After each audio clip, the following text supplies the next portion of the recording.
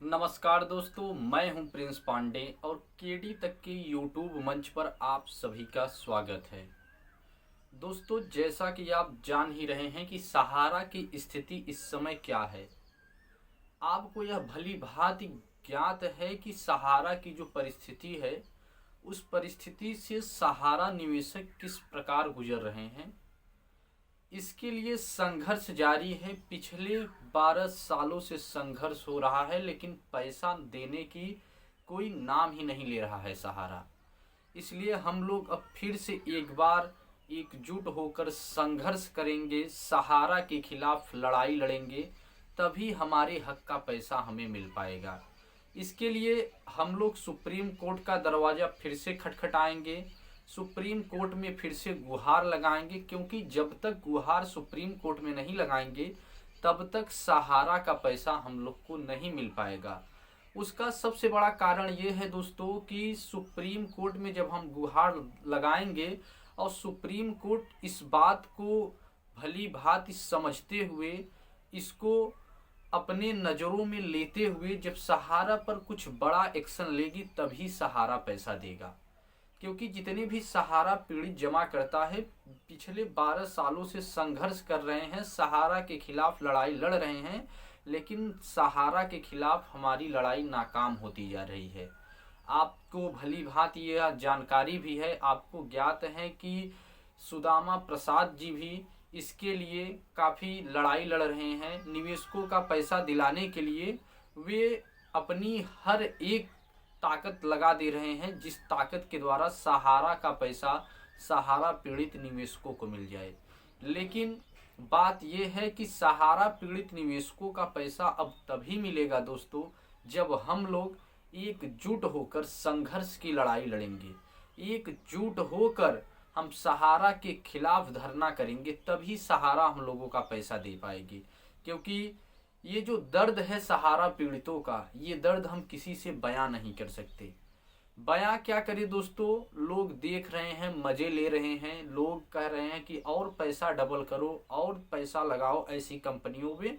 मतलब कि ताने भी सुनने पड़ रहे हैं लोगों के, अगल बगल पास पड़ोसियों के, और वो दर्द अब हम लोग सह नहीं पा रहे हैं। लेकिन आपको बता दें कि इस दर्द को हमें सहना पड़ेगा, सहकर, क्योंकि मैं आपको बता देता हूं कि संघर्ष नहीं जीवन में जिसके, वो भी बड़े अभागे होंगे, या तो प्रण को तोड़े होंगे या फिर रण से भागे होंगे।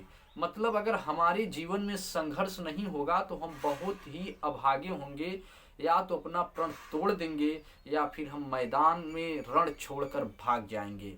तो हमें रण छोड़कर भागना नहीं है दोस्तों, हमें सहारा के खिलाफ लड़ाई लड़ना है।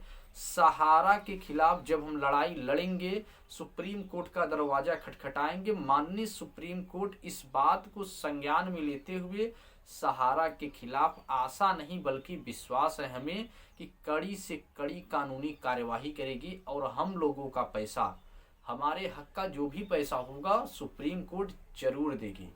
जी हाँ दोस्तों, सहारा से भी दिलवाएगी या केंद्र सरकार के द्वारा दिलवाएगी, लेकिन सहारा पीड़ित जमाकर्ताओं का पैसा उनके हक का जरूर मिलेगा। इसलिए आप ये लड़ाई एकजुट होकर लड़िए, क्योंकि जब तक हम एकजुट होकर ये लड़ाई नहीं लड़ेंगे तब तक ये पैसा हम लोगों को मिलने वाला नहीं है।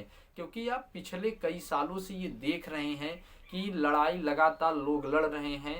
झारखंड की सरकार भी लड़ाई लड़ी, सुदामा प्रसाद भी लड़ाई लड़े इसके लिए, और उसके बाद हर एक राज्य की सरकार जहां पर सहारा में लोग पैसा लगाए थे।